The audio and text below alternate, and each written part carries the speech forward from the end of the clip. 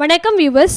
கோபிகைகளோட கொஞ்சி குலாவும் கண்ணனை ஒரு பெண் பித்தனாதான் பலரும் பார்க்குறாங்க.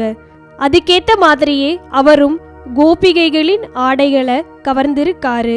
ராசலீலைன்னு ஒரு பௌர்ணமி இரவுல பல கோபிகைகளோட விடிய விடிய நடனமும் ஆடினாரு. எல்லோரும் சொல்ற மாதிரி உண்மையிலேயே கிருஷ்ணர் ஒரு பெண் பித்தரா? ஏன் அவர் மட்டும் எப்பவும் பெண்களின் மத்தியிலேயே வாழ்ந்தாரு?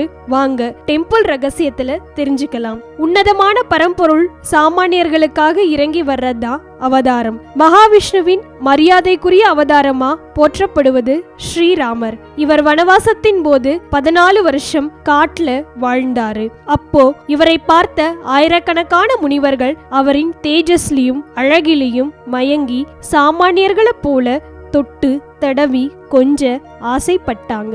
ஆனா அவங்களுக்கு அயோத்தியின் வருங்கால அரசனையும் சாக்ஷாத் கடவுளையும் நெருங்கி போய் தொட பயம் கலந்த பக்தி தடையாய் இருந்தது. இதையெல்லாம் புரிஞ்சுக்கிட்ட ராமர் அடுத்த பிறவியில தான் பிருந்தாவனத்து கண்ணனா பிறக்க போறதாகவும், அப்போ இந்த தண்டகாரண்யத்து முனிவர்கள் கோபிகைகளா பிறந்து அவங்க ஆசைப்பட்ட மாதிரியே தன்னை கொஞ்சலாம்னு வரமும் தந்தாரு.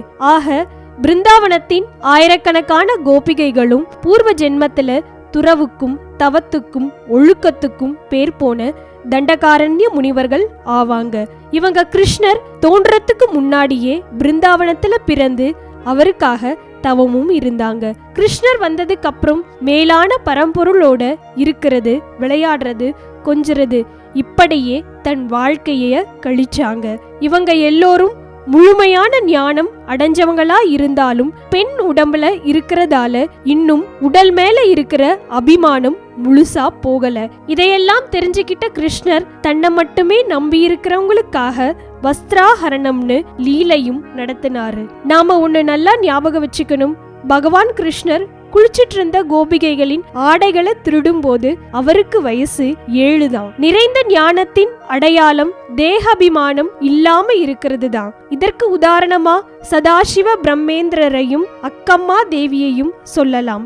ஆக தன்னையே பக்தி செய்யும் கோபிகைகளுக்கு மேம்பட்ட ஞானத்தை வழங்குறதுக்காகவும் அவங்களின் கொஞ்ச நெஞ்ச தேகாபிமானத்தையும் களையறதுக்காகவும் கிருஷ்ணர் நடத்தின நாடகம்தான் வஸ்திராஹரணம். படைச்சவனுக்கு எல்லாம் தெரியும். அவன்கிட்ட இருந்து நிர்வாணத்தை கூட மறைக்க முடியாது. இதுதான் வஸ்திராஹரணம். அடுத்து ராசலீலை. இந்த புனிதமான விளையாட்டை கிருஷ்ணர் விளையாடும் போது அவருக்கு வயசு 8. ஒரு குழந்தை தனது விரலையே சூப்பி சந்தோஷப்படுற மாதிரி கிருஷ்ணர் தனது பிரதிபிம்பங்களும் ஞானிகளுமான கோபிகைகளோட ஒரு பௌர்ணமி இரவுல விடிய விடிய நடனமாடினாரு. இத ஞான கலப்பு, பக்தியின் சங்கமம், இறையன்பின் ஆனந்தம்னு எப்படி வேணாலும் சொல்லலாம். எங்கும் நிறைஞ்ச பரபிரம்மம் நம்மள மாதிரியே உயிரோட, உடலோட, ரத்தத்தோட, சதையோட கண் முன்னே பாலகனா இறங்கி வந்தா ஆழ்ந்த பக்தன் என்ன செய்வான்? ஆனந்தத்துல மிதப்பான், தொட்டு தடவி கொஞ்சி பாப்பான், கூட ஆடுவான், பாடுவான், விளையாடுவான். இதையேதான் கோபிகைகளும் செஞ்சாங்க.